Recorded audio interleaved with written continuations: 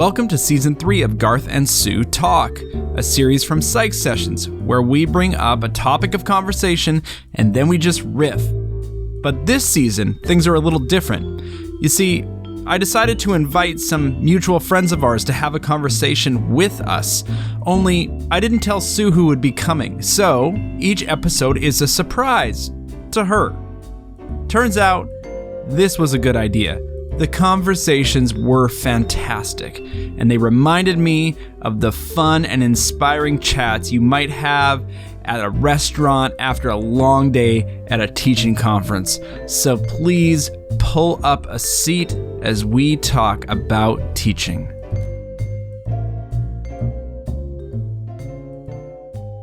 Sue, I have a special guest for you today.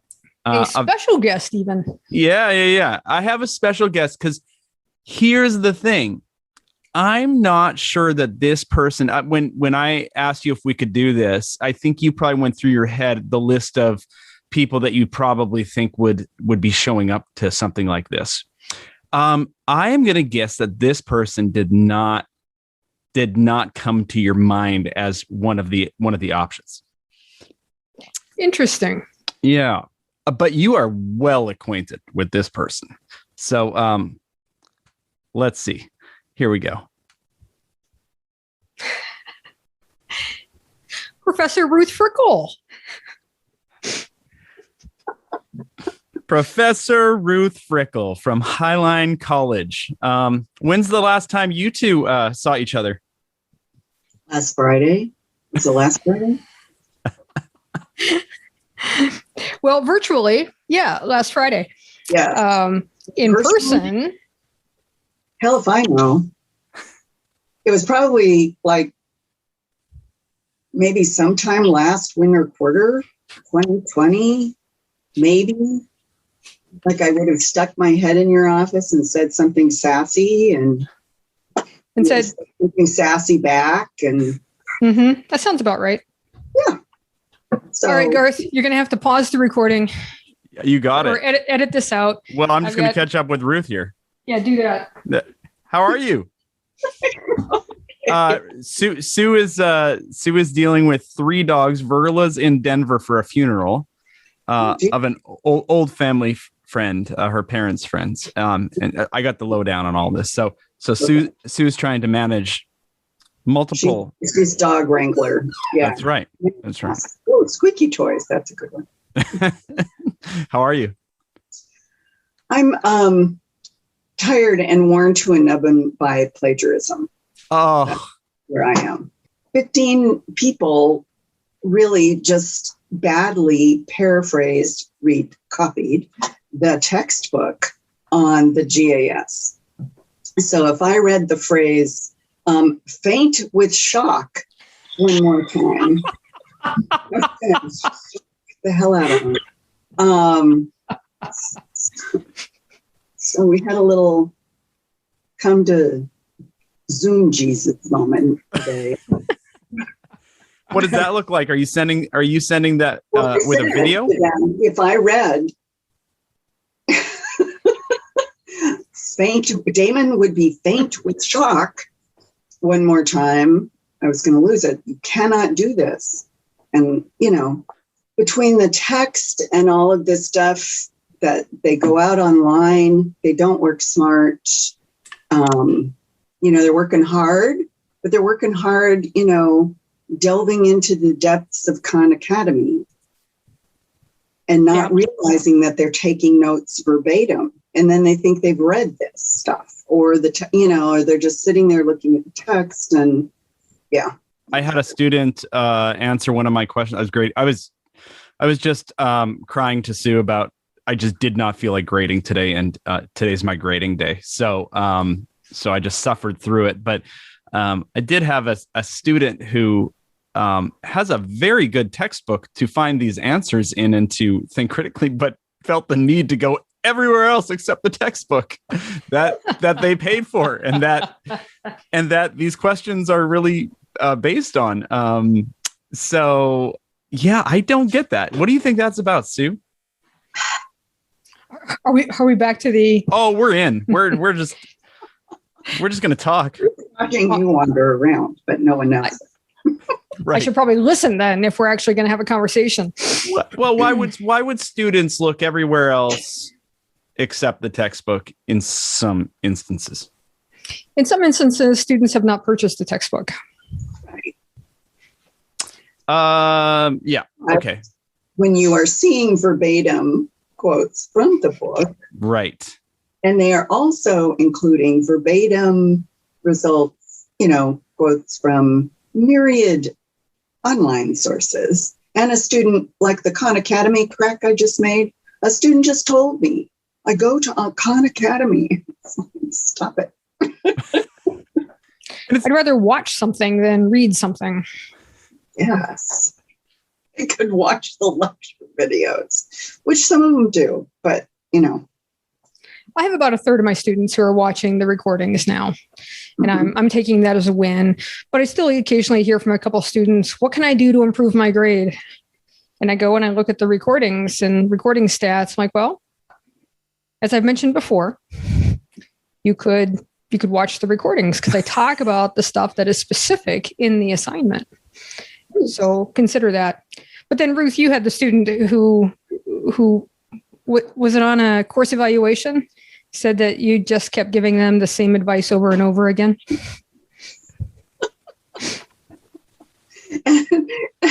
and their grade just did not improve. Mm-hmm. I wish you would have given some different advice, Ruth. Or worded it differently. Yeah, so watch the recordings. A different this grade. time, consider watching the recordings. I have some videos that might be helpful to you. You might want to consider watching them. But no, the vast majority of our students are doing fantastic. And this is just the perennial problem of what it means to be an instructor is that the few, they kind of stick in our craw and it's hard to shake them. But vast majority of our students are doing fantastic work. They're reading the textbook. They're watching the recordings. They're revising their work. They're doing everything that it is that we're asking. So today I choose to focus on them. Yeah. Well, and it's interesting. The person that the student I was just talking about, I just don't think she knew. I don't think it occurred to her that the answers would be like that. The whole thing is like what I'm asking them to do is very intentional and that the answers are in the book. And I know this student does have the book. And so this was like a learning opportunity for this student and she took it really, really well. So yeah, I don't know. It's, yeah, it remains frustrating, Ruth, though. I hear you when we'd like those skills or that understanding to be there. It's frustrating. Well, yeah. And I think it's fear. And we've had this type of conversation before. Students are fearful. They want to do well. They're overwhelmed with terminology and convincing them that whatever they say, because I'm not grading their writing, it has to be clear enough. It can't be word salad, right? But most of them are fine. And in fact, our teaching and learning center, I had a session on plagiarism with, I can't remember who the panelists were except for Sue. Do you remember who that was? It was Xavier. Yeah. Liz? No, it was Liz. Yeah. So, and it was really in large part for the pure and applied science folks. But, at some point I was talking about a student that I had where I met with her. My dog was trying to dig his way to China through his bed. Yeah, we're watching the dog behind Ruth. What is is that a bed? Is that what you said? Yeah. Oh.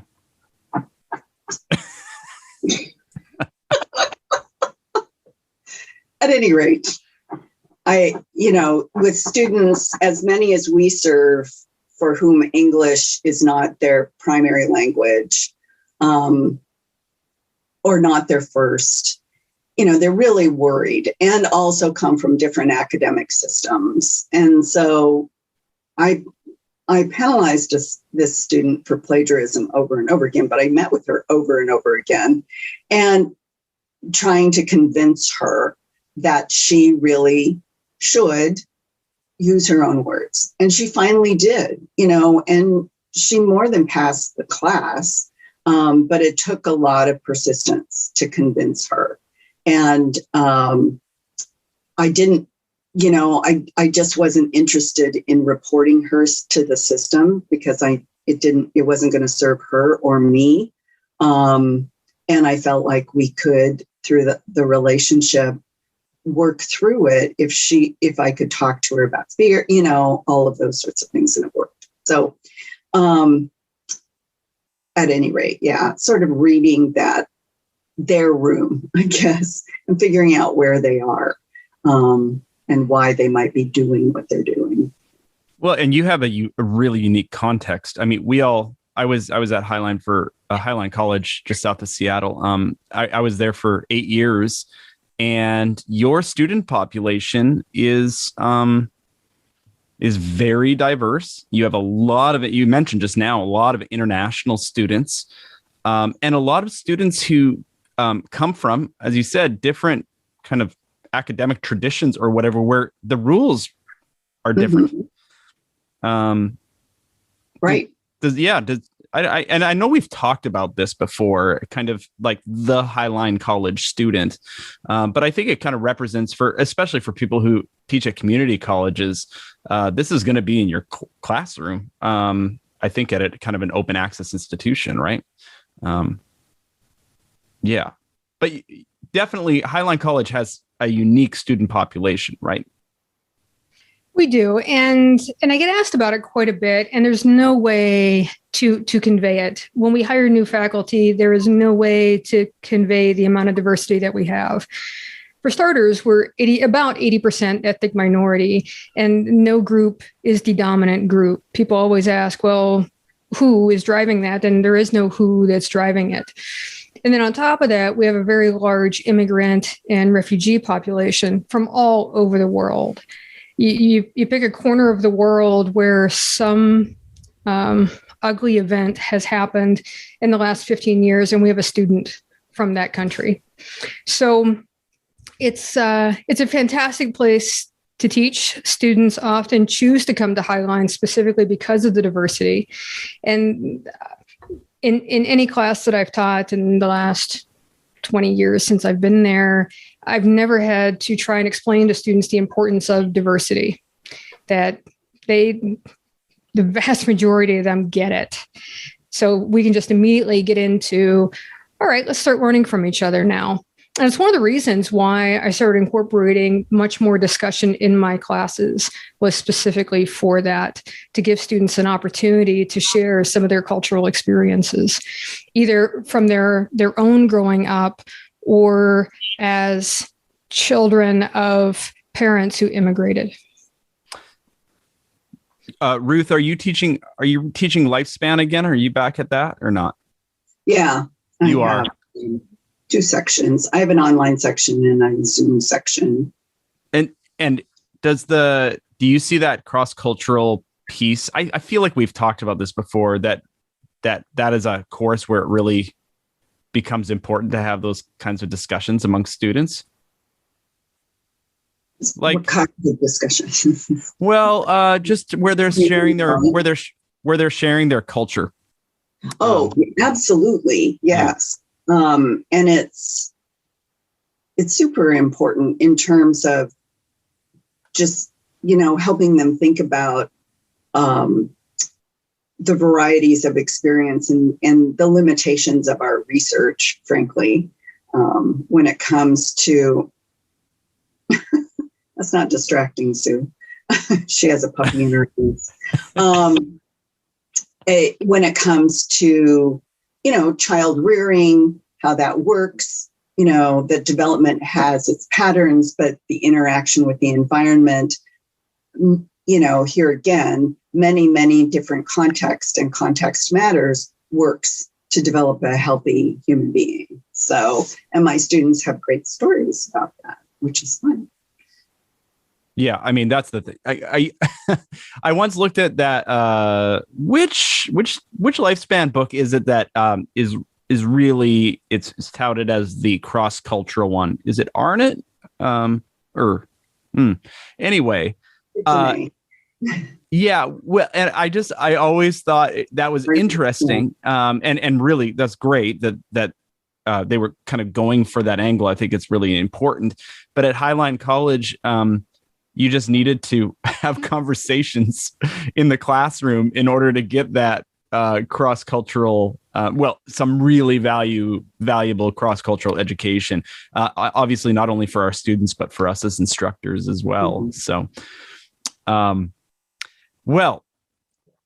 that's not what I was going to talk about today, but I'm glad we were talking about it because I think it's good to set up kind of what Highline College is. And Ruth, why I wanted you to come in here today, and thanks for doing this, is I wanted to talk about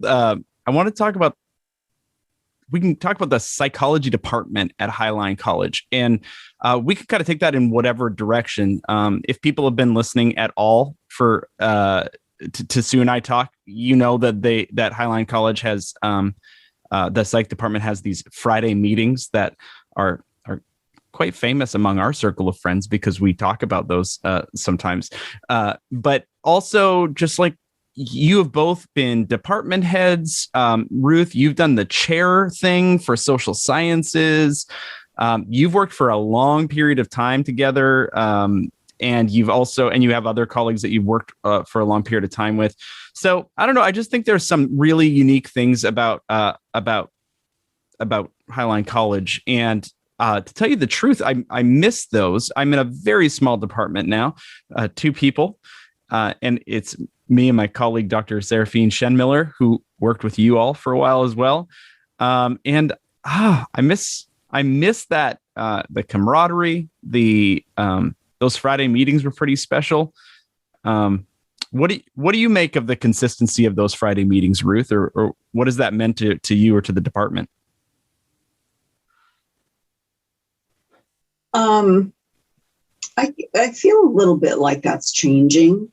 We've had retirements. We're looking at retirement. We have 2 new tenured faculty who are bringing kind of their own viewpoints. And then, frankly, the last year and a half has been pretty disruptive generally. So I think that, as all entities do, it is the culture is changing a little bit in the department. And yeah, so that's as much as I guess I can articulate at this particular moment. What do you think, Sue? Welcome to my world of surprise questions from Garth. Yeah. Yeah, the last year and a half has been really, really hard. There's just no question about it. So you're absolutely right, Garth. We and I'm going to say used to meet every Friday, most every Friday. There would be popcorn. We'd have lunch. We'd spend an hour of gossiping, and then an hour on the agenda, but not really on the agenda. It was more like, here's an agenda item. Oh, wait, I've got more gossip. So the meetings would take 2 or 3 hours, and we absolutely enjoyed each other's company. And I think we still enjoy each other's company. It's just the last year and a half, starting last winter quarter, that was right at the 1st of April. That's when we all went into Zoom lockdown, and trying to have weekly meetings via Zoom. We've sort of dwindled down to just because of Zoom fatigue. All of our faculty, save me, are in the department are teaching via Zoom. So to try and toss in another 1-2 hours on a Friday afternoon is hard. When we were all on campus, it was much easier because it was a time to let down. Okay, Friday morning classes are over. Now let's go and debrief and just relax with one another. And now via Zoom meetings, it just feels like, okay, one more meeting. We're still pretty good at gossip, but the quality of the gossip has definitely deteriorated because we're just not around people like we used to be. And those hallway conversations are kind of hard to have when you don't have any hallways. So what it's going to look like when we're back on campus, whenever that is. Right now, the plan is to have 25% of Highline classes on campus in the fall. What happens after that? Nobody knows. Yeah. And for me, I'm in pre-retirement mode, so I'm no longer in the state, so I won't be meeting face-to-face with them. So that's just going to leave Ruth and Bob, who are the old timers, and the two newer faculty. They're tenured now, but still they're the young kids. And we just hired a 1 year. So what that's going to look like, what the culture of the department is going to look like moving forward, no idea. But we certainly had a good run. It was very important for me. Like you, Garth, I came from an institution that had a very small department. I was to Highline where there were 6 of us at the time. And we've been 5 or 6 for the 20 years that I've been there. And it was incredibly important for me and definitely had an impact on how I teach and what I teach, in addition to the general STP, Society for the Teaching of Psychology community, and the advanced placement psychology reading community, as we've talked about. But my department has also had a significant impact. Yeah. I remember going to those meetings early days, and I knew nothing of higher education. I just didn't. Yeah, thanks. It's true. It's true. It's true. Seriously, we have to schedule a whole other session where Sue and I just talk about Garth. That's a great idea. The baby faculty. I'll reserve the right to edit. Yeah, but I do remember those like not understanding the politics, the departmental conversations, the considerations, just being so new to it all, and then and wondering, like, will I ever get this? And then eventually you do. But I did need that face-to-face time, that meeting time to, I don't know how else you would get that. My academic path was not probably one where I learned any of that stuff. I wasn't a graduate student teaching or anything like that. And so I just never got it. And it seemed that I needed that kind of departmental exposure. And so I found it really, really valuable. And you all did it for a long, long time. So, I guess right now it may not come back in the same way it was. And I guess my question is, like, during those years, like, what was it? What was the importance? Because nobody was telling you to do it.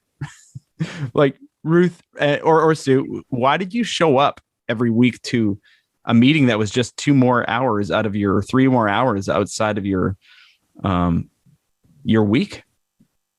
It didn't feel like a meeting. It felt like group therapy. Yeah. It was collegial, it was collegial in the best sense, where we were connected Sue makes a lot about the gossip and not a lot of agenda items, but we actually dealt with a lot of questions and issues in between that, not as an agenda, but just sort of it's part and parcel of the experience. And for me, some of what comes out of that is a sense of what the departmental values are, a sense of what our priorities are, communication being among them, and that I see starting to shift and change quite a bit. And the size of the department made a difference. And I think the department was cohesive for quite a long time beforehand because they had been through a lot together. Initially, when the college was established, the counseling department and the psych department were really knitted together in a way that didn't work well. And there were sort of internecine battles about it. And then they finally split them apart so that there was an academic psychology department and the counseling department was the counseling department. And then they added positions and so on and so forth in both places.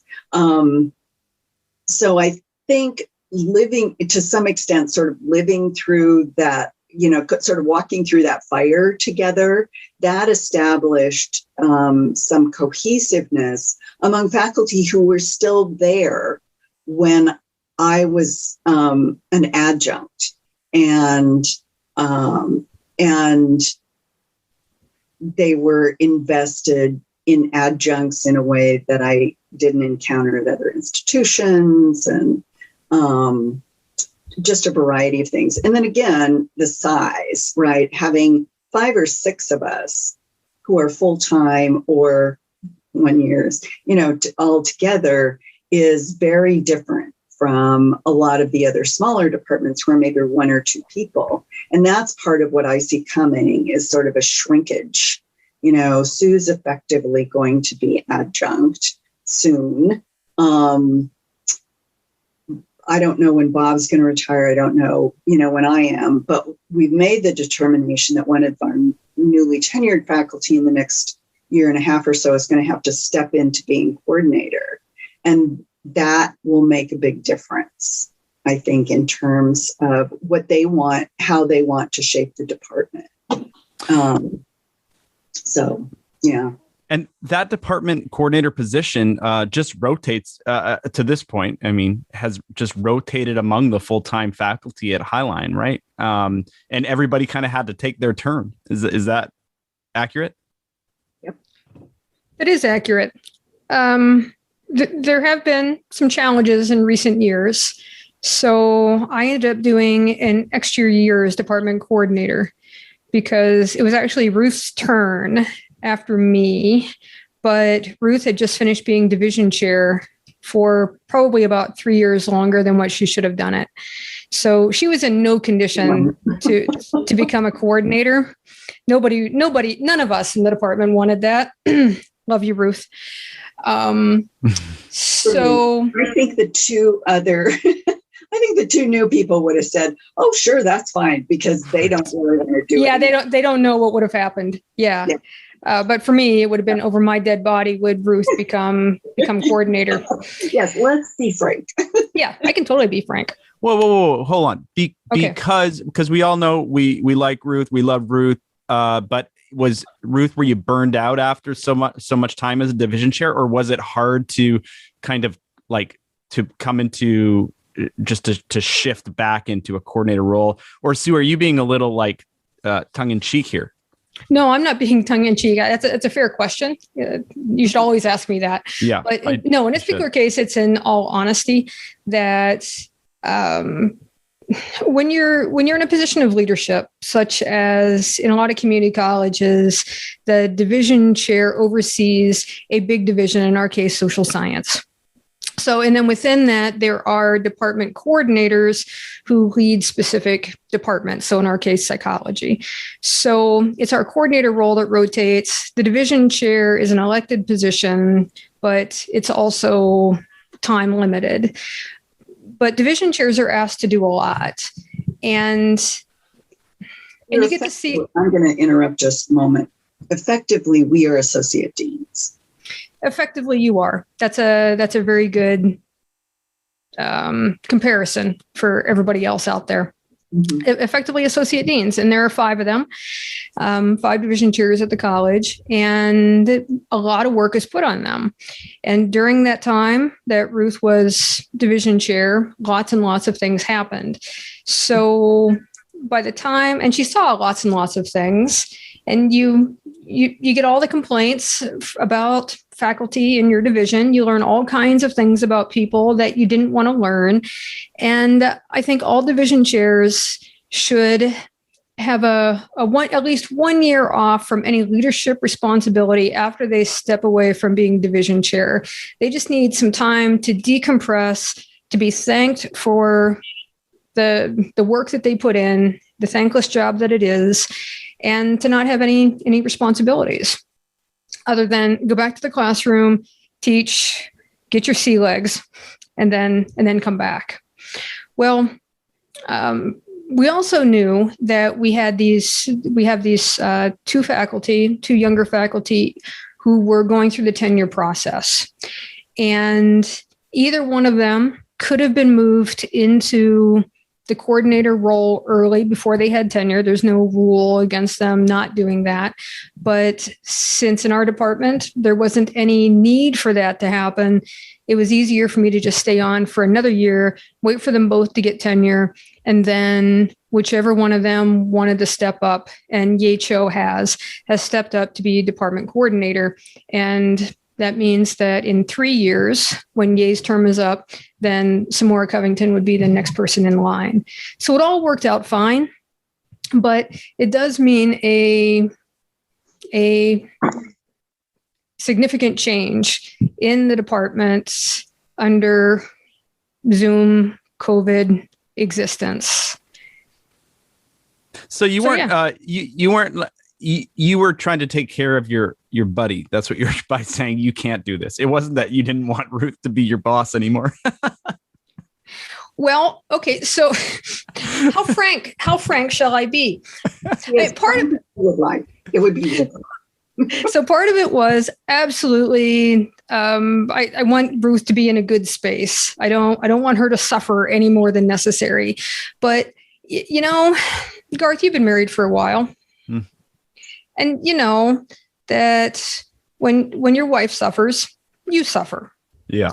So in this particular case, Ruth is probably the closest thing I have to a work wife, which I think is kind of a bizarre concept, and I would never use that. But since I went into the marital realm here, I'll go ahead and do that.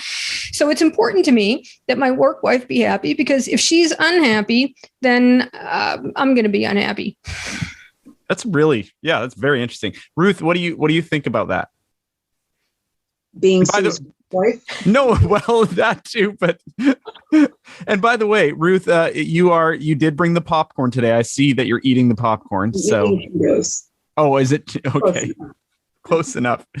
Yeah, so what is it? Is it difficult to take off that division chair? I've actually wanted to ask you about this kind of on the podcast for a while, because I think a lot of people deal with this. Is how do you reintegrate into just being a teacher after you've seen how the sausage is made, you've heard all of these things, you have all this insider knowledge?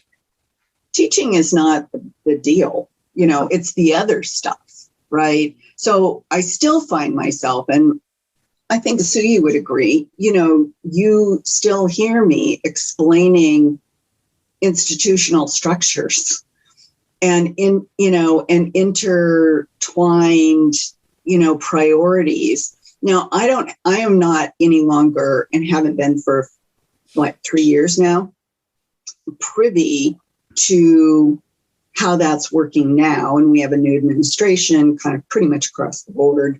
So I'm not clear about all that, but I do have a very deep understanding of things that a lot of faculty don't, like how are the sort of transfer degree and the transfer agreement works, how the community college transfer and degree requirement, it's just any number of things at both an institutional and a state level function, and past history on certain initiatives, those sorts of things. So my opinions and contributions often come from there. And with that information so I can explain history, which is sometimes helpful. And sometimes it's sort of like, yeah, okay, when are you retiring? When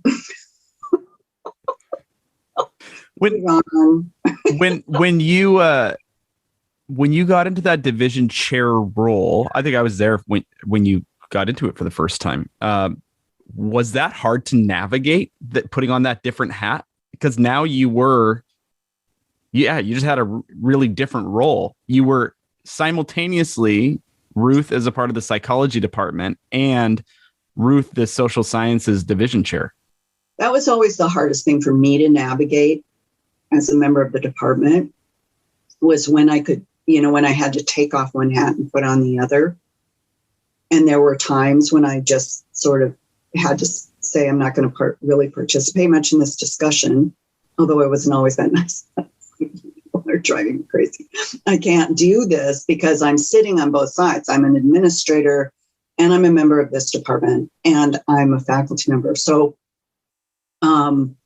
it was hard. And actually any division chair will tell you the first couple of years are just hell on earth because there's no way to train you for that. You just have to be thrown into the deep end and you sit in instruction cabinet, which is our leadership team in academic affairs, and feel like you're being, you're drowning as you don't know quite what's going on. You don't know how to weigh decisions, what to say.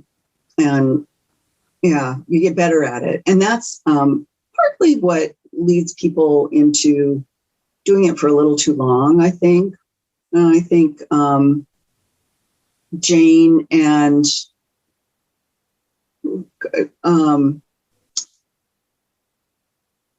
Jane Hallinan and maybe wrote an article with somebody done Dana, Dana on how long to do those positions. And ours happens to be 3-year terms.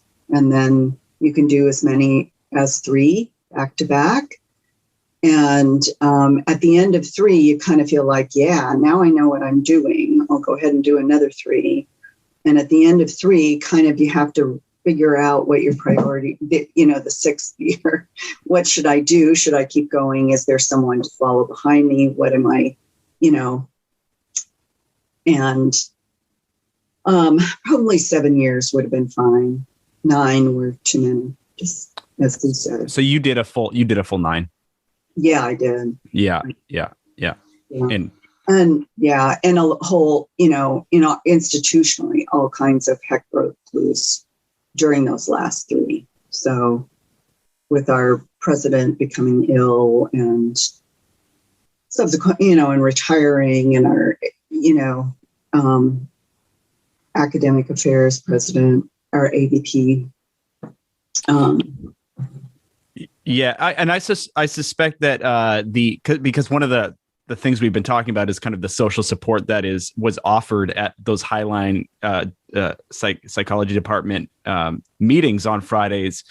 It's not like everybody was best friends, but there was like everybody liked each other, okay, but there was a ton of just support. I imagine though for administrators that when you get up to that division chair level, that your support group must change. It must be the other division chairs. Well, it is. Yeah, it is. And I guess I would say, just kind of to go back to the departmental kind of entity and the departmental culture, I'm not getting support. I was not getting couldn't. It wouldn't be appropriate for the department to support me. And then, but in other ways, yes, of course, and I think departmentally, just looking at our past and looking forward, that's been the most value, I think, all along, is that you have support. And that when we've had to make difficult decisions as a department, and this was what was challenging for me, when we had difficult decisions to make as a department, we really did dive in and do them. And, we can all remember, Sue can remember, difficult decisions we had to make about adjuncts who were maybe missing the mark. And what did we do about that? Knowing that the coordinator was going to have to carry the burden of, releasing them from a contract or whatever, and or having a difficult conversation. And having the department invested in that and behind you and supporting you and having kind of the nits and grits conversations really meant a lot. And then, when I was wearing two hats, it was really hard to just kind of stay out of some of those conversations because I couldn't, it's like in the division is one thing and a department member is another. So. And I think that's probably the most important thing to say about those weekly department meetings and why they're so important and why it would be wonderful if they were able to continue is that decisions were made as a department. And we're doing some of that via email now. There are some things that we do via Zoom now, but it's got a very different flavor to it. But yeah, the decisions are made departmentally. In some departments on campus, it's the coordinator who hires adjuncts. In our department, we do it as a group. We interview as a group. We read the applications as a group, and then we decide as a group. It's the coordinator who is making the contact with the person, but it's the department who is making those decisions. So, and I'll just jump in and say those were some of the best times where was interviewing folks. Oh, wow. Did we have some, the best and the worst, right? Watching teaching demos. So, but I appreciated the fact that I was included in this department where, by watching others and critiquing, you became better at what you were doing. So it was always this really collegial kind of, it always felt like professional development in some way, even when we were doing the work of the department. But Sue, you never had any aspirations to do the administrator thing? I've thought about it for 2 minutes here, 3 minutes there, 10 seconds there, but in the end, no. I don't feel like I have the patience for it, and at this point, I don't have the career longevity for it. Yeah. Could I have done it? Sure. Did I want to? No. Yeah. And Ruth, when you look back and you kind of look at that first decision to be division chair, are you happy, or could you have seen it just as easily? Would you have been just as happy never doing that? That was its own weird, dramatic thing anyway. Because I ran for division chair. I was asked to run when I didn't feel even remotely ready.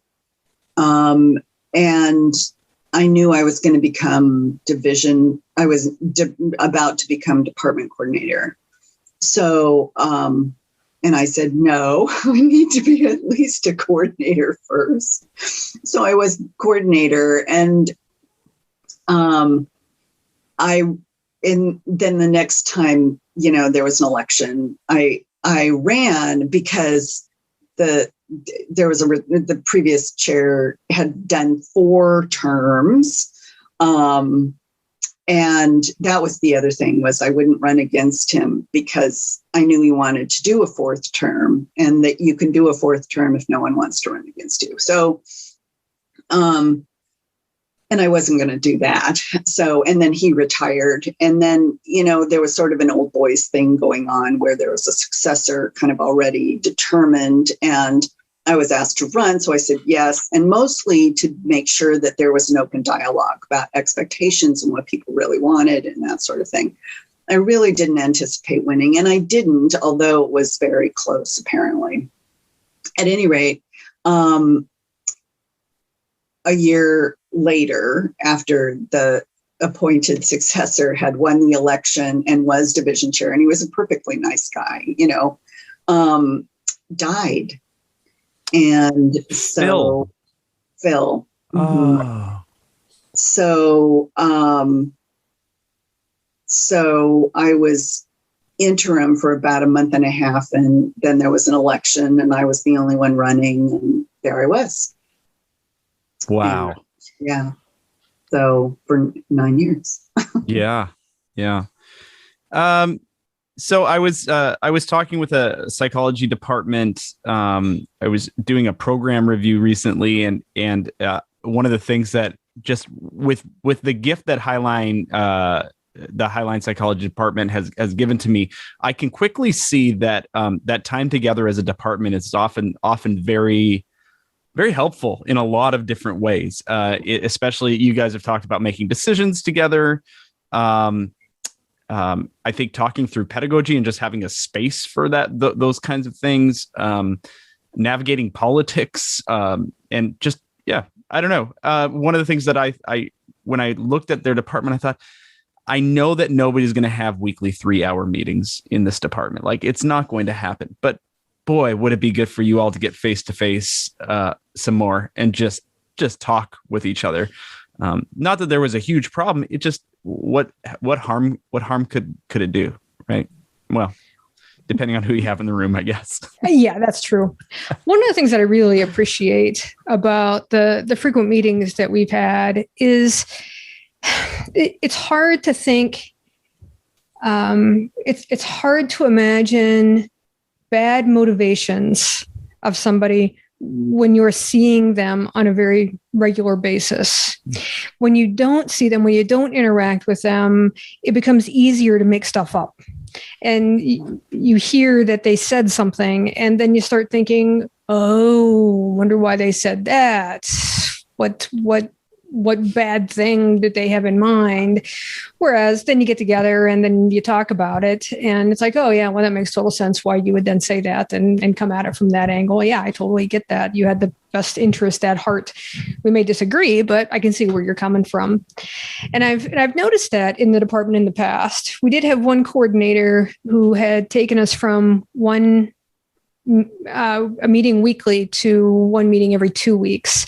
And I started to feel those bad thoughts come in about my colleagues. And we went back to weekly meetings, and those just completely disappeared. So if you have some people in your department that are not really getting along and you're starting to have factions in the department, I think one approach worth taking are the weekly meetings. I think there are some departments that are so big that that's going to happen regardless. And I don't know if there's a whole lot you can do about it.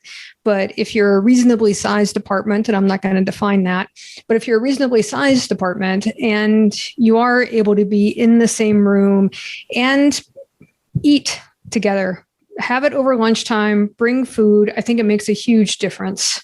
Yeah. As opposed to, oh, now I got to go to this other stupid meeting. And no, we're just going to sit and eat lunch together and talk about the food that everybody's brought and break bread together.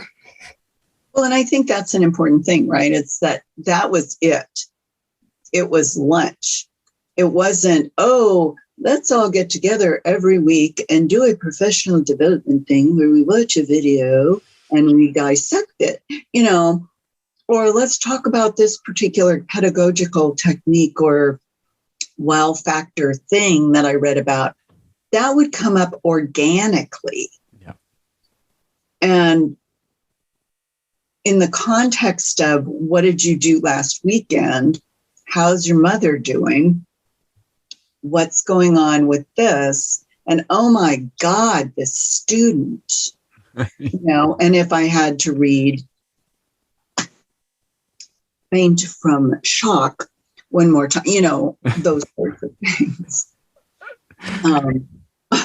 on student papers, where there's a certain amount of venting, but there's also problem solving.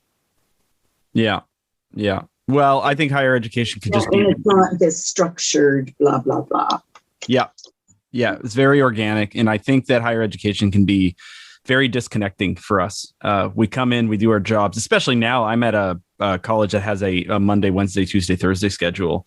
And so everything is working against connection. But I totally agree that eating together, and by the way, this department didn't always agree on everything. There were some awkward moments. That's for sure. Sorry. Yeah. Do you remember? We won't get into those specifically, but yeah. Anyway, this has been good. Thanks for the trip down memory lane. And Ruth, I really appreciated you in that division chair role. I think especially when you found your footing. And now, before you found your footing, I didn't know anything anyway, so it wouldn't have mattered. But when you found your footing, I thought that you just did as kind of walking that line. You did a better job than I could have ever imagined somebody doing. So, and I always appreciated that. So, yeah. And Sue, you're okay too. Sorry, Thanks, Garth. Yeah. All right. Well, thanks for joining us. And I don't know. We should, when we get all of our vaccines and things, I suppose we should get together and eat some food in the garden, Ruth. Yes, indeed. I am in another week. I'm technically fully vaccinated. So, yeah. Lovely. And Sue, we'd invite you, but Yeah. I know how to take a plane. I've done it before. All right. Thanks, everybody. Thank you. Thanks, Garth.